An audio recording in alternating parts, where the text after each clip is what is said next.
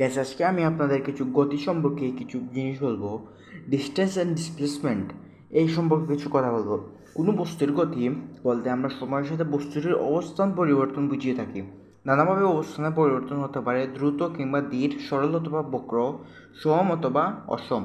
গতি যেরকম হয়ে থাকুক সেটি ব্যাখ্যা করতে হলে সময়ের সঙ্গে আমাদের বস্তুটির অবস্থান বা পজিশন সুনির্দিষ্টভাবে পরিমাণ করতে হবে। সেটি করার জন্য আমাদের প্রয়োজন একটি স্থির বিন্দু, যার সাপেক্ষে আমরা অবস্থান পরিমাপ করব। তোমরা নিশ্চয়ই অনুমান করতে পারছো প্রকৃতির স্থির বিন্দু পাওয়া সহজ নয়। পৃথিবীতে একটি বিন্দুকে আমরা স্থির ধরে নিতে পারি, কিন্তু বিষয়টি শুধু যে নিজেরও কক্ষে ঘুরতে তা নয়, সেটিকে সূর্যও ঘিরে ঘুরছে। আমাদের পুরো সৌরজগৎ আবার আমাদের গ্যালাক্সিকে কেন্দ্র করে ঘুরছে এবং পুরো গ্যালাক্সিটি বিশ্ব সান্তরের প্রসারণের কারণে ছুটে চলছে। আমাদের এই বৈচিত্র্যময় দিন, এই যে বৈচিত্র্যময় পৃথিবী অনেক রহস্যময় ঘেরা। আপনারা আরও ভিডিও সাবস্ক্রাইব করুন।